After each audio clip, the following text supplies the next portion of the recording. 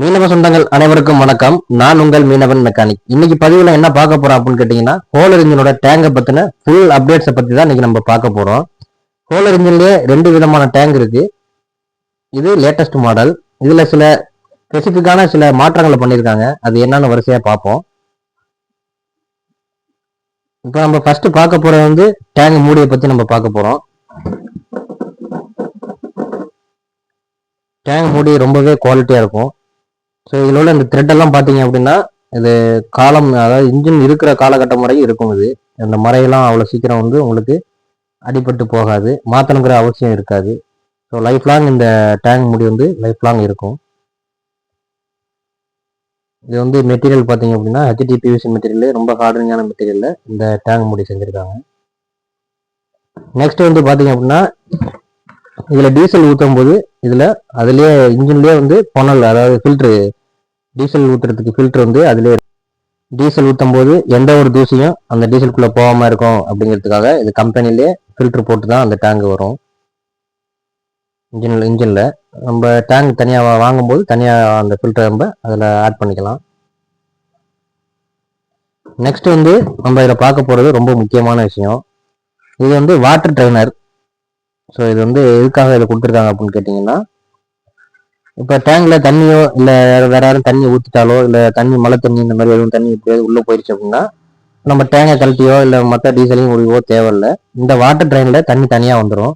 So நம்ம இதை மட்டும் கழட்டி அந்த வாட்டரை மட்டும் தனியாக பிடிச்சிக்கலாம். தண்ணி இதை ஓப்பன் பண்ணோம்னா தண்ணி மட்டும் தனியாக வந்துடும். ஸோ அதுக்காக தான் இது வாட்டர் ட்ரைனர் கொடுத்துருக்காங்க. நெக்ஸ்ட் வந்து இது டீசல் யூனியன், இதுலேருந்து தான் டீசல் வெளியாகி வரும். மெட்டீரியல் பார்த்தீங்க அப்படின்னா HDPVC மெட்டீரியல். இதை வந்து நம்ம மாற்றவே வேண்டிய அவசியமே இருக்காது. உப்பு தண்ணினால எந்த ஒரு பாதிப்பையும் இந்த டேங்குக்கு வந்துடாது. உப்பு தண்ணினால எந்த ஒரு பாதிப்பும் இந்த டேங்குக்கு வந்துடாது. லைஃப் லாங் இருக்கும். இன்ஜின் இருக்கிற காலகட்டம் வரை டேங்கை மாற்றுறதுக்கான அவசியம் இருக்காது. நெக்ஸ்ட் நம்ம பார்க்க வேண்டியது என்ன அப்படின்னு கேட்டிங்கன்னா, இந்த இன்ஜினுக்கு தனியாக ஸ்டாண்டு அப்படின்னு, இப்போ நம்ம மற்ற இன்ஜின்லாம் பார்த்தீங்கன்னா டீசல் டேங்க் வைக்கிறதுக்கு தனியாக நம்ம ஸ்டாண்டு ஒன்று ஃபிட் பண்ணி அதுக்கு மேலே தான் அந்த டேங்கை நம்ம பட்டையோ இல்லை கையில் வச்சு கட்டுவாங்க. இந்த இன்ஜினில் அந்த மாதிரி பிரச்சனை கிடையாது. அது ஆல்ரெடி அதுலேயே வந்து உங்களுக்கு கிளாம்பு மாரி அதுலேயே டேங்கோட அட்டாச்மெண்ட் தான் வந்துடும். ஸோ இது அப்படியே இன்ஜினை நம்ம ஈஸியாக மாற்றுறது மட்டும்தான். ஸோ அந்த பிரச்சனையும் இதில் இருக்காது. இந்த டேங்க் நேப்பில் வந்து ரிசர்வ் இது செட்டப் வச்சுருப்பாங்க. அதாவது இந்த டேங்கோட கெப்பாசிட்டி பார்த்தீங்கன்னா 5 லிட்ரு.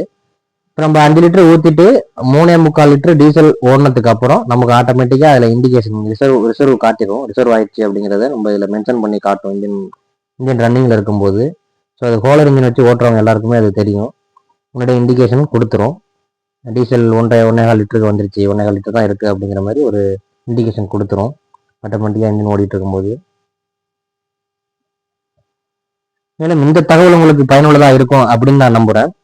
உங்களுக்கு ஹோலர் இன்ஜினை பற்றின வேறு எதுவும் சந்தேகங்கள் இருந்தாலோ இல்லை இன்ஜினை பற்றின தகவல் எதுவும் தேவை அப்படின்னா கமெண்ட் பாக்ஸில் கமெண்ட் பண்ணுங்கள்.